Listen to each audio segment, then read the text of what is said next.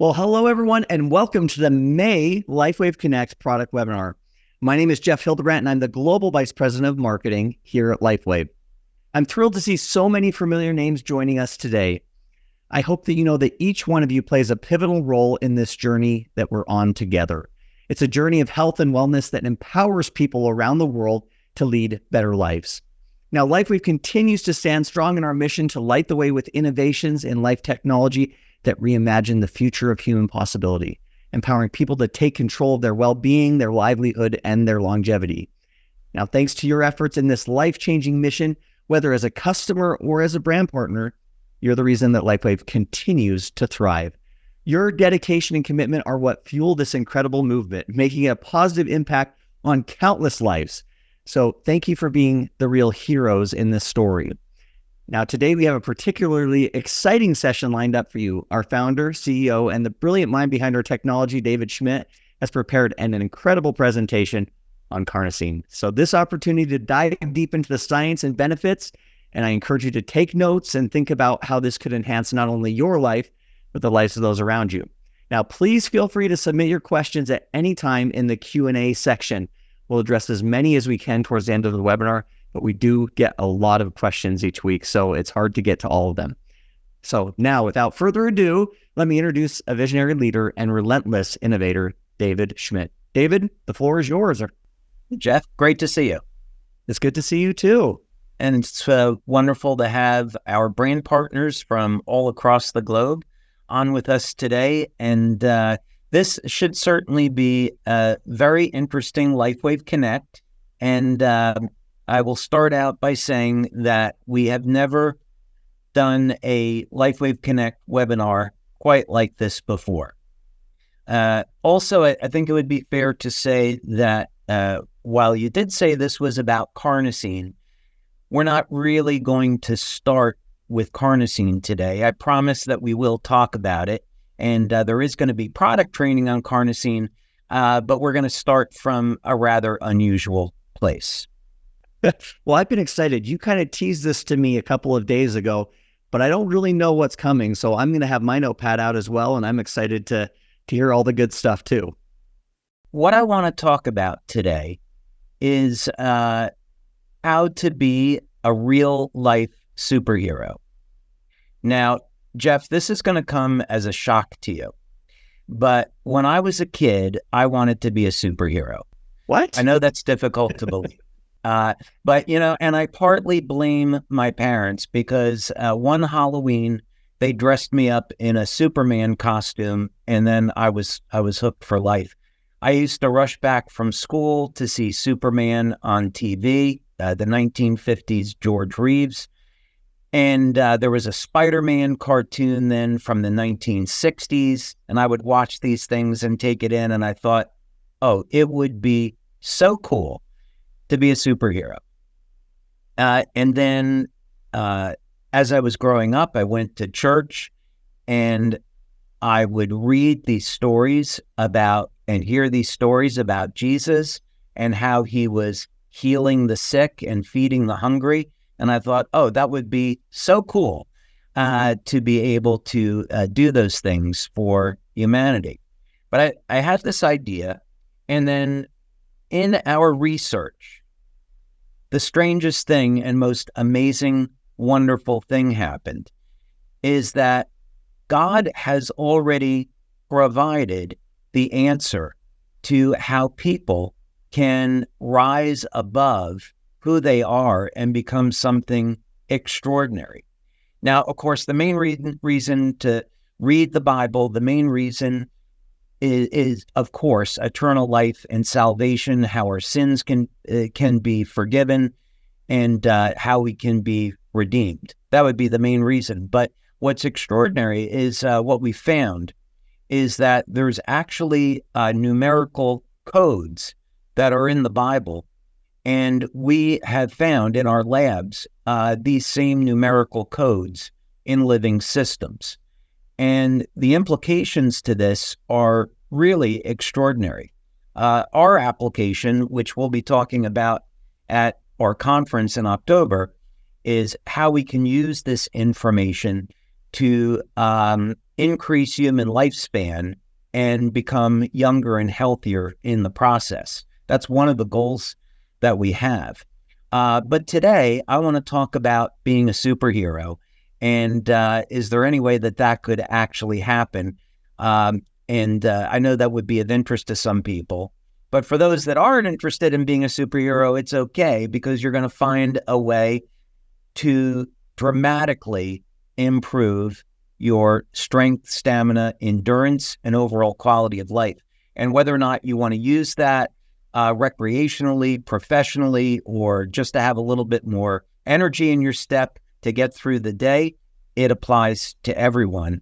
And as a consequence, you can be healthy and strong throughout your entire life. So that's what we're actually going to talk about today.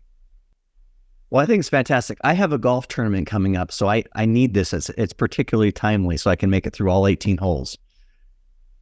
Okay, that sounds great. I have complete confidence in you. Well, let's go ahead and get started with that as a background. So first thing is, I'm going to show you a small excerpt from a presentation that I did in Florida not too long ago. And this is one of the many, many benefits when you come to live events, because we're able to have more time and cover more information than we can on calls like this or through other means. So it's so great to come to live events, be part of the community, and of course use that as an experience to improve your personal life and also to grow your business. But this is just a small part of presentation that I did over a period of 3 hours. And what I want to talk about are these numerical codes that are in the Bible, just for a minute. And for the purpose of this information, I'm not trying to persuade you to be a Christian or any other faith. This is simply a matter of science, the fact that this numerical information is there. My personal belief is that the Bible is the inspired word of God, but what matters in this context is what this information can mean to you, how you can use this to improve your life in potentially a really dramatic way. So let's look at it from that perspective. So first, we're going to go to the Old Testament, and this would be Genesis chapter 2, verse 16 and 17. And we find that in the Garden of Eden, that there is the tree of knowledge of good and evil, and also the tree of life. So Genesis 3 said, "And the Lord God said, Behold, the man has become as one of us." This is after Adam and Eve ate of the fruit of the tree of knowledge. "Now, lest he put forth his hand and take also of the tree of life and eat and live forever." So there's some information here that we can gather. So if we just put aside any of our beliefs, if we were to assume that the Bible is indeed the inspired word of God, then what we would gather from this is that originally human beings were designed to be immortal. Never be sick, never age. When Adam and Eve fell from grace, then their lifespan was limited to about 1,000 years. And we have, of course, evidence of that in the Bible as well through these stories. After the fall of mankind again, with the great flood, God says, okay, well, now I'm going to limit your lifespan again. Let's say it's to 120 years. So what can we learn from this? Well, what I've been doing is looking at the book of Genesis in the original Hebrew, and then using a process known or something known as gematria, converting Hebrew over into numbers. So both Hebrew and Greek those letters and words can be converted over into numerical values. And there's a history behind this that we won't get into today. But what I wanted to focus in on was literally this phrase, tree of life. I'd have thought, well, maybe the answer to stopping aging could literally be found in this story about the tree of life. So we know that when Adam had a son, he was at 130 years of age. Adam died at the age of 930. And this, of course, is after the fall. So in Gematria, so here is the Hebrew alphabet, and you can see that each character, each letter is associated with a number.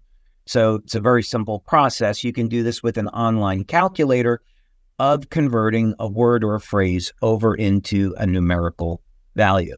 So in this particular case, what we want to do is go back and look at literally this phrase, tree of life. That's I used an online converter, and this is what it came out with in Hebrew. Use a calculator again online, or you can do this manually, and you see that this phrase, tree of life, is equivalent to the number 159. Now, what I did here was to assume that that number of 159 was a frequency. Now, there is a very simple way of converting frequency over into wavelength. Essentially, what you do is you take the speed of light, divide it by frequency, and then you get your wave number. And depending on whether or not you want your wave number in meters, or in this case, we want to convert this to light, we'd use nanometers. Then we take that number and divide it into a range until we get to our range of visible spectra. Anyway, to make this simple, the frequency 159, which is the numerical number for tree of life, is converted into a wavelength of 857 nanometers. Now, what's extraordinary about that is that 850 nanometers in this range you find in the literature is the exact wavelength that you use to turn on the mitochondria in human cells. This is not a coincidence. There is no way this is a coincidence, and there's no way anybody would convince me it's a coincidence. Now, when you come to our event in October, I'm going to spend a lot more time going through other examples of this in the Holy Bible and how God has already encoded into the Bible these numerical sequences that are found in nature and found in species that are immortal. So the message that I have for you and the incredible news is that God already gave us the instructions on how we could find the answer to longevity and immortality.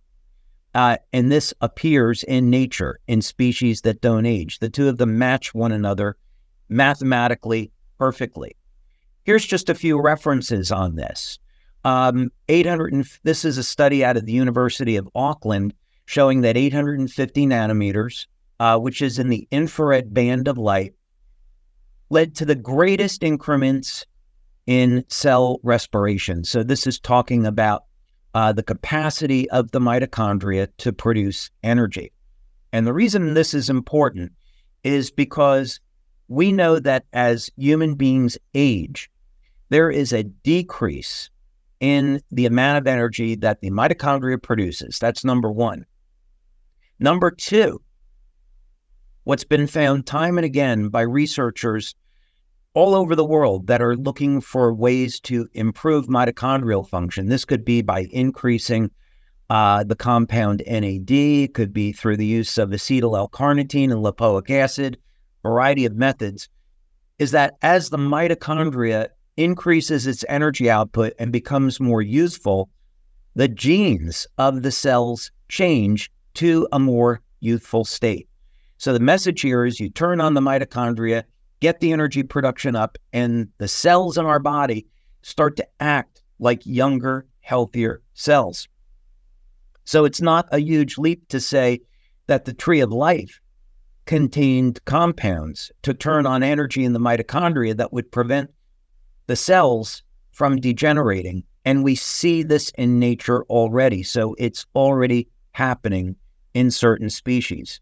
Here's just another quick example of a study that was done on photobiomodulation using 800, 850, and 1064 nanometer light, showing significant stimulation or enhancement of mitochondrial function.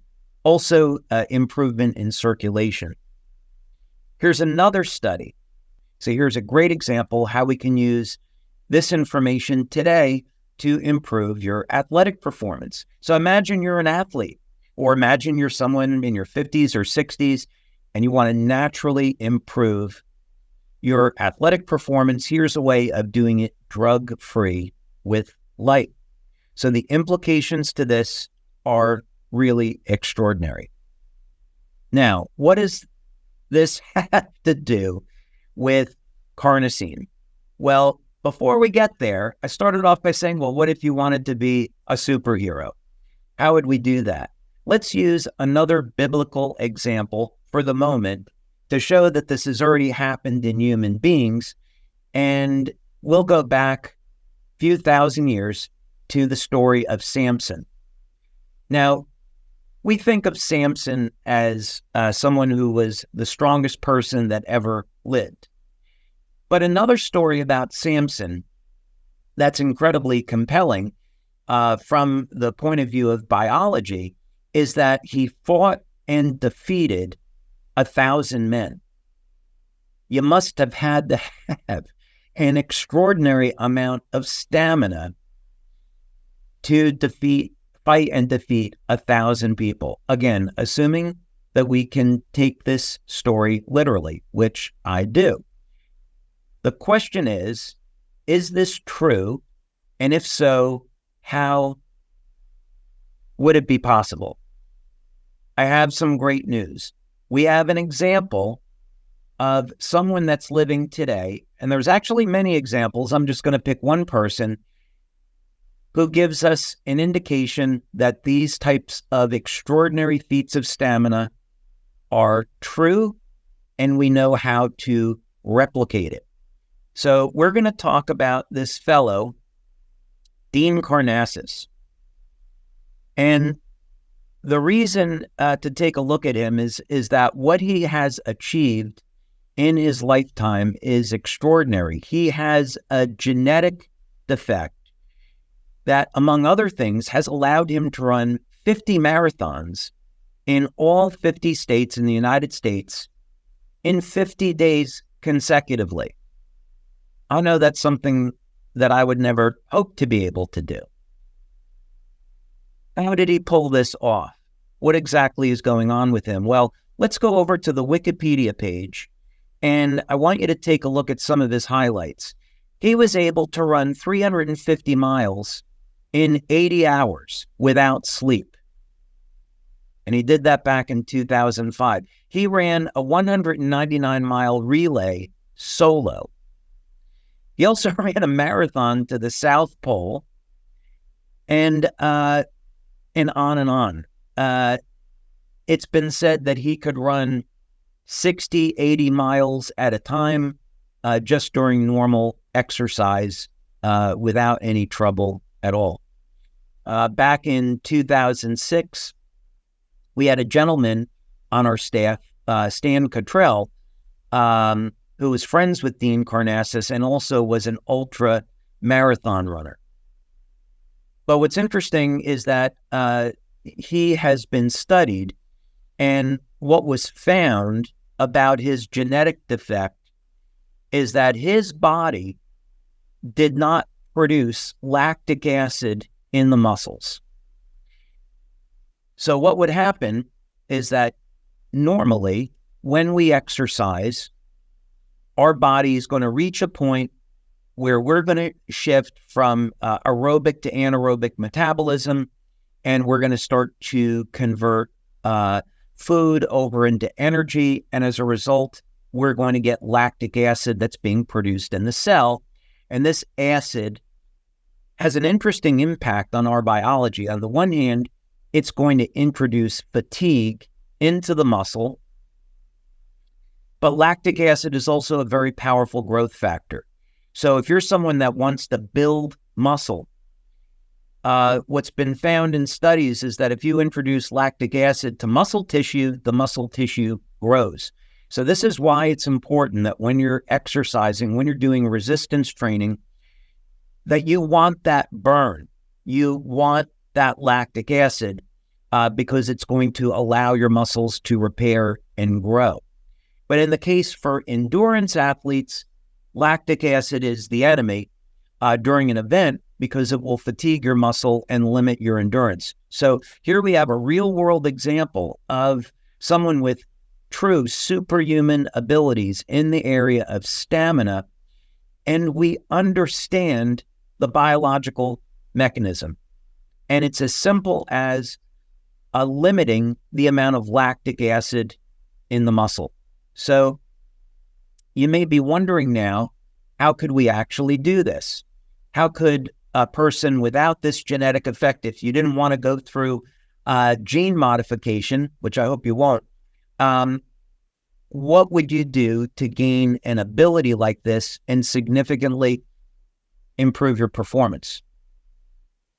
Another side to this is that we know that cancer cells reproduce anaerobically and they produce lactic acid. So when cancer patients have all of that soreness in their body, it's from lactic acid. So if we could have a way of managing lactic acid, then that would mean this could potentially be a very powerful therapy for people that have cancer. So how would we do that? Well, the good news is you probably already have this in your kitchen today, and it's inexpensive. And it's baking soda. So baking soda has been found to be a very powerful buffer of lactic acid. Let's take just a quick look at this link. Baking soda is a base, so it's an alkalizing agent that can counteract rising acidity in your bloodstream and this way correct the negative effects of lactic acid. So in other words, you take baking soda through a specific protocol, which we'll get into, and that baking soda will limit your lactic acid production and significantly improve endurance. So something as simple as baking soda can help your body fight fatigue.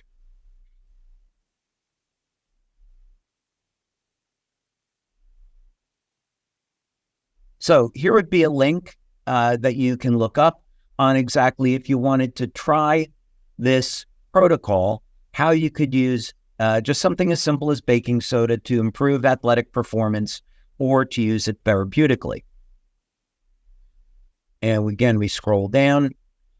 It's recommended to ingest baking soda a minimum of 60 minutes before exercise in a minimum volume of 500 mils of water. And there's all different variations on this. So I would recommend that if this were something you were really interested in trying, because a dose of 14 to 21 grams of baking soda is a lot. Don't do that the first time out because your body has to adapt to it. It will cause significant intestinal distress. You get all kinds of problems with it. So I would recommend that you read up about this, start slowly, and then find out what works for you. Also, I am not a medical doctor. We are not providing any type of medical advice here. This is for information purposes only. So please consult with your doctor or your healthcare practitioner before you try anything here that we're talking about today. But again, what's exciting about this is that we see that there are examples of human beings like Dean Karnazes that have these superhuman abilities. The information here has a potential impact on our health way beyond physical performance. And this is something very simple, very inexpensive that anyone can afford and anyone can implement. And it goes through a very simple mechanism, control of lactic acid.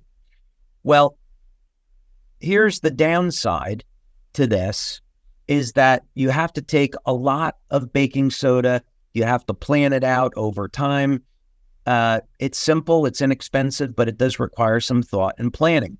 So what else could we do that would allow us to improve athletic performance by managing our blood lactate levels? That might be a different approach with a similar outcome other than sodium bicarbonate. And as probably you all guessed, what we're talking about here is carnosine.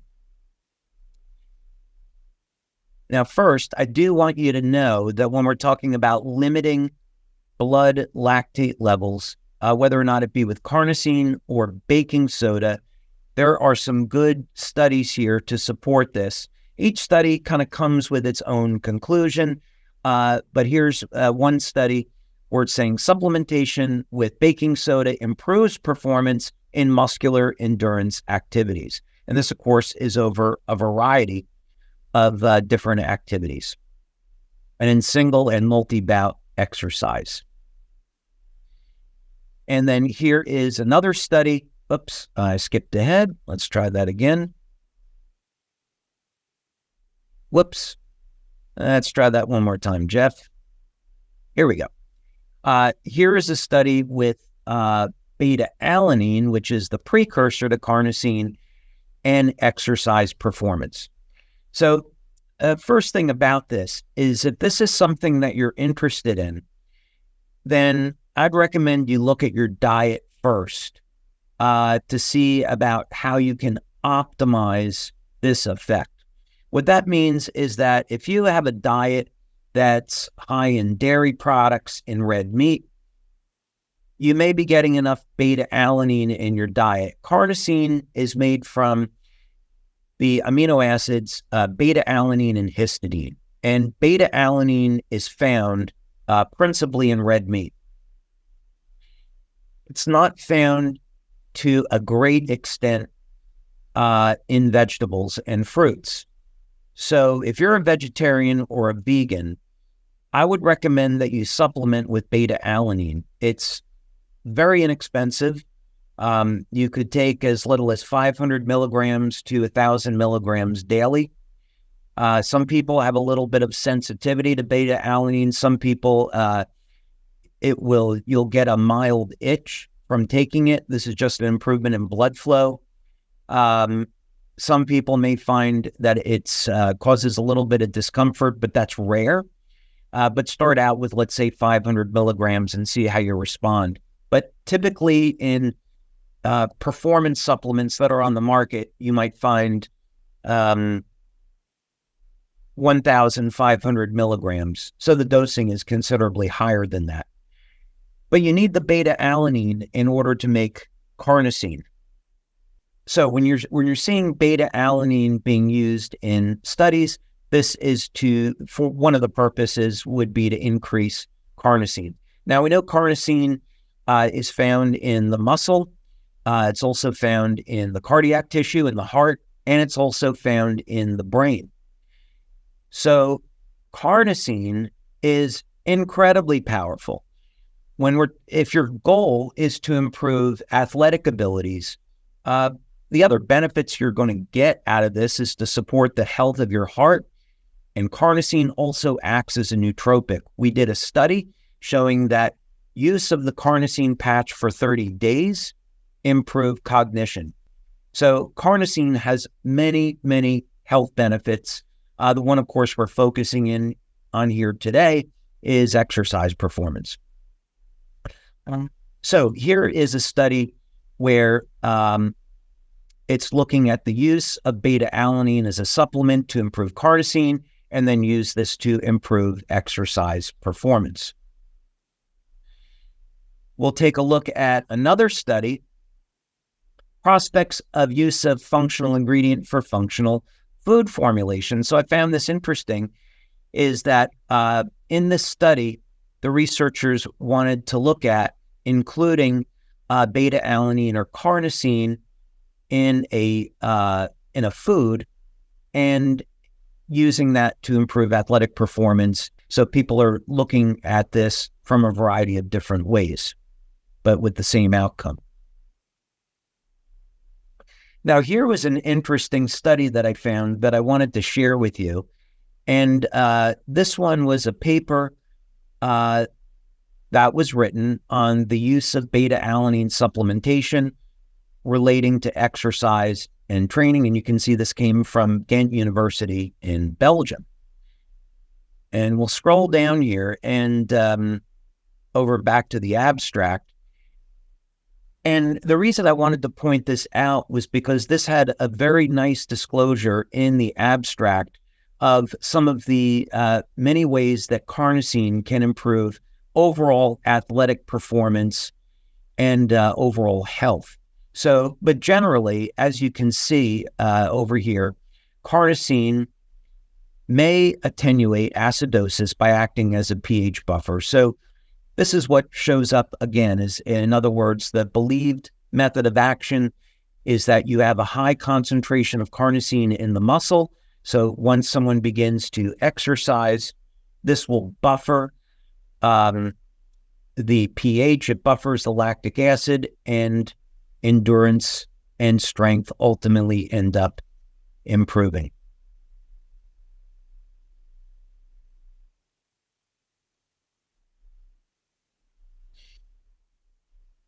Now, what real-world applications might this have?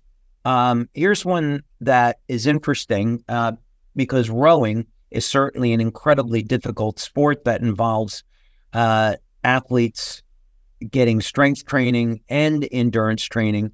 And here was a study that was looking at the use of carnosine and beta-alanine in that role. So it can be concluded that there's a positive correlation between baseline muscle carnosine levels and rowing performance. So here this study was showing that, you take a beta-alanine or carnosine supplement, you increase the amount of carnosine in the muscle, and endurance improves in rowing. Now, what does this have to do with our patch? Well, we've done a number of studies. I wanted to point out two of them. This one goes back to 2011.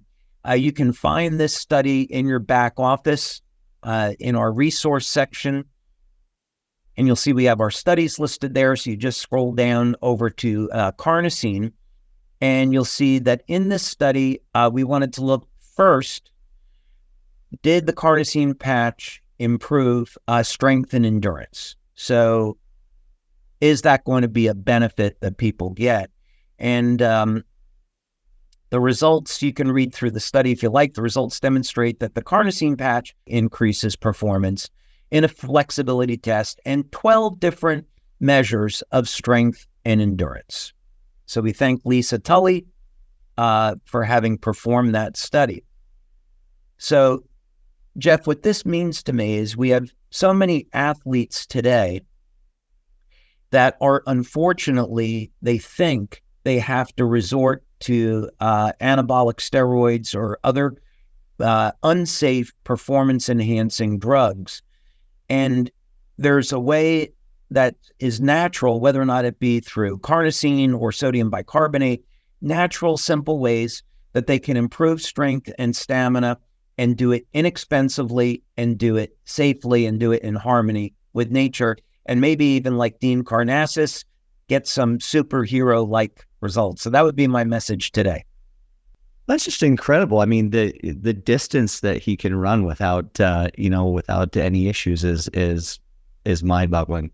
So, David, a couple of questions have come in. So, one thing that I think I would really love to hear, especially with it being the 20-year anniversary, I know that each patch that you develop and work on kind of has a story. Is there a story behind Carnosine and the development of that patch and how it came to be? Yeah, absolutely. So looking back in time in 2005, and David Jumper will remember this because he was actually in our office, and I said, well, David, I have a new patch here. Would you like to try it? And he tried it, and he got an effect right away. And that was actually the glutathione patch. And what had happened was we were at market with Energy Enhancer, LifeWave, Silent Nights.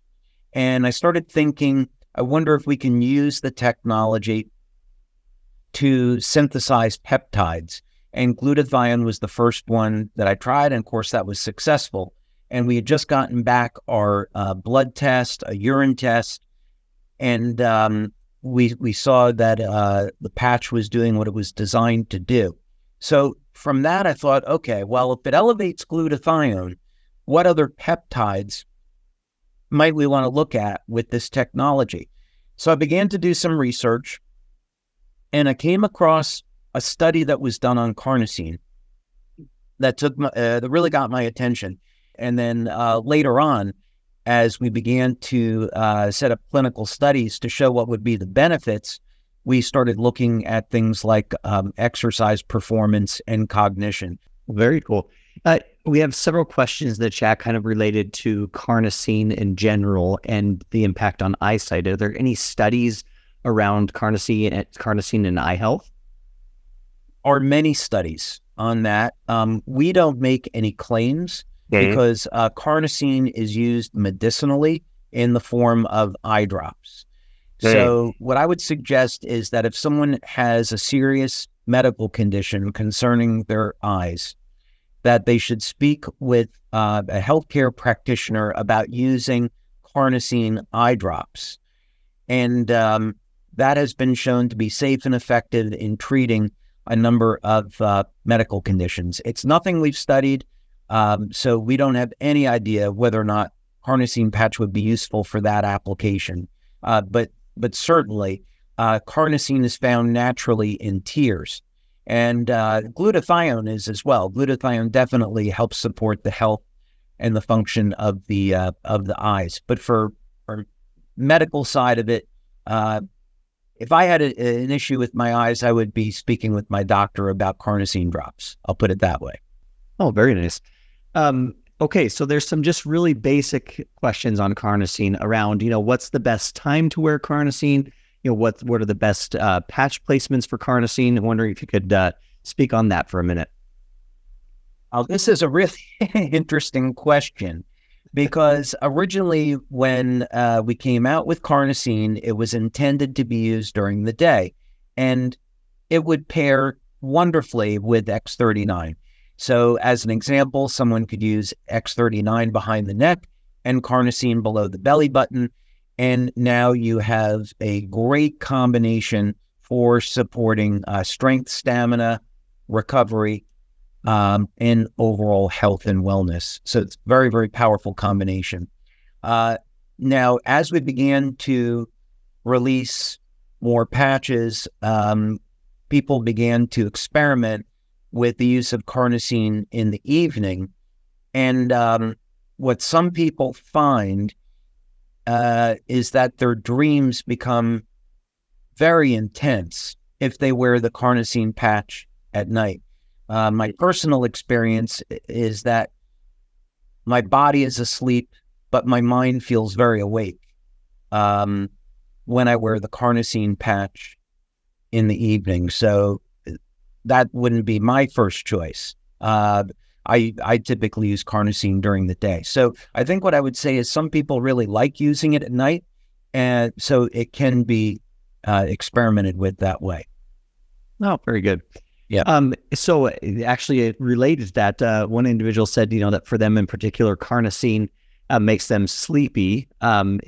Is that a known effect of carnosine, or is that something unique? No, carnosine. Well, I would say that what we have found pretty consistent with our patches is that they generally tend to produce a relaxation response in the nervous system. And we have seen that especially with Eon. So if someone was looking to reduce stress, Eon would be the go-to. But I would say that carnosine, the use of the carnosine patch, does tend to produce relaxation. So if somebody wanted to use it that way, they could. Very good. And not necessarily, again, associated with our patch, because we don't make medical claims or things like that. But in general, is there effect of carnosine on telomere lengthening? Are there any studies linking those two things together? So we haven't studied, what I would say is that we've done research on not a product that we don't sell on lengthening telomeres. And the reason why we don't sell it is because the FDA would probably regulate it as a drug. And that means we would have to take it through the drug process. So we elected not to do that. But we did, in fact, do 2 studies with Dr. Norm Shealy. And a big thank you to Dr. Shealy. Has just been absolutely wonderful and a privilege to work with him for so many years. We did, in fact, do 2 studies where we did show that there was a way to lengthen telomeres with light. So we may come out with that at some point.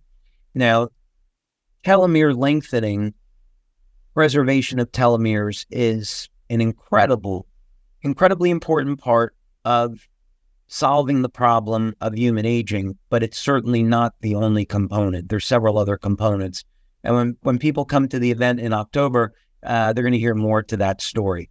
But that certainly has been an area of interest of ours. We have studied it, and we have found some solutions using light to lengthen telomeres. Very good. There's an individual asking, is there anything around, can they wear 2 YH patches at the same time, not wear 2 YH patches at the same time? Meaning glutathione, carnosine, or Eon? We did a study with 2 medical doctors in Australia. We're actually in that study. Individuals were using glutathione, carnosine, and Eon at the same time, and they actually found a beneficial effect on the health. So we don't see any evidence that you couldn't do it. And in fact, using glutathione, carnosine, or carnosine Eon together should be perfectly fine. Very good. So I think you talked a little about this, but in some cases, a supplement of carnosine might cause gastrointestinal discomfort, bloating, gas, those things. Have you seen any of that in the studies with the carnosine patch? Actually, I was referring to baking soda. So you also see these effects with some amino acids. So, for example, the amino acid ornithine, the amino acid arginine. If you take too much of that, like let's say doses of 5 grams, that can cause very severe gastrointestinal issues. Let people figure out what that is. But with beta-alanine, the issue is more of a flushing of the skin. And this would occur, let's say, with dosing of maybe 800 to 1,000 milligrams. It doesn't affect everyone, but it will affect some people. So that's why I'd recommend starting maybe with 500 milligrams. And if someone tolerates that well, then they could move on to a higher dose. Very good. Yep. Now, in some of the instructions for use, it talks about wearing carnosine, 1 to 3 days per week. Is there a particular reason on that? Can you speak to that a little bit? Well, when we came out with the carnosine patch, we didn't have a broad line of products. So we would, in our studies, look at the use of the carnosine patch 5 to 7 days per week. Now, glutathione has a very short half-life. It's of about 7 minutes. So that means if someone were to get an IV of glutathione, that glutathione goes in and out of the body in about an hour. With carnosine, it tends to stay in the body longer. So we recommended that if people were not exercising, maybe 3 days, 5 days a week is fine. if you're exercising maybe a little bit more often. But now, because we have the X49 patch, which shows some of the similar benefits to carnosine, although very clearly different, that we'd recommend that if people are using X49, maybe they don't need to use carnosine as often. So this is something for individuals to experiment with. We currently don't have a study comparing X49 to carnosine. It's one of those things that's on our to-do list. Oh, very good. All right, someone's asking just a general question on, now that we have expanded the patch line and there are multiple options, is there a recommended number of patches that you would say that someone should be wearing at one time, with the full line? Yeah, I would say that it would be for someone that is new to LifeWave, I would recommend starting slow, maybe just 1 or 2 patches, depending on what it is they're trying to do. And also, each person's situation is going to be different. So it really depends on a person's circumstances.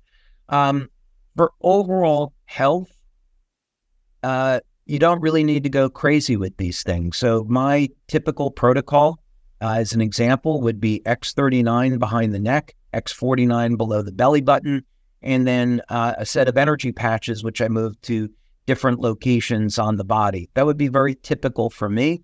And then I'm always experimenting with different patches for use in the evening, although Eon is mostly my go-to. So you don't have to have 10 patches on your body. It's not necessary. Don't complicate it.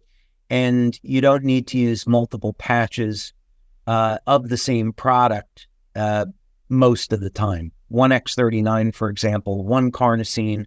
That's what we use in our studies, and that's what we find is effective. Oh, very good. Now, as you were talking about beta-alanine and the supplementation aspect, the question always comes up, well, we know you're coming out with a supplement. Can you tell us more about it and when and things? Is there anything that you want to share on the upcoming supplements? Well, I'd say, you and I have had a fun time with putting together, the formulation, the marketing behind this. We did have the intention of releasing this in January. And unfortunately, we had a vendor that we were going to use to make the formula, and they didn't pass our inspection. So we had to start over with a different supplier. So that's been the reason for the delay. But we certainly intend to come out with the product this year. And we just want to make sure that it's done properly. And we're thinking of the long term here. But you can find information about the product online, and the intention of the supplement is number one, to support the activity of our patches and also support the health and vitality of the stem cells in the body. That's the intent. Well, very good. And I know we're still a couple of months away, but I think people are starting to get really excited for conference and the future of LifeWave. Is there anything you want to share, without giving away too much? Is there anything that you want to share about kind of things coming up and where LifeWave is going? Well, the conference is going to be extraordinary. So I can say definitively that we're doing a number of things at this conference that have never been done before in the network marketing industry. It is our 20th anniversary. There's going to be a ton of surprises. The brand partners that attend will definitely be getting more than they expect in an incredibly great way.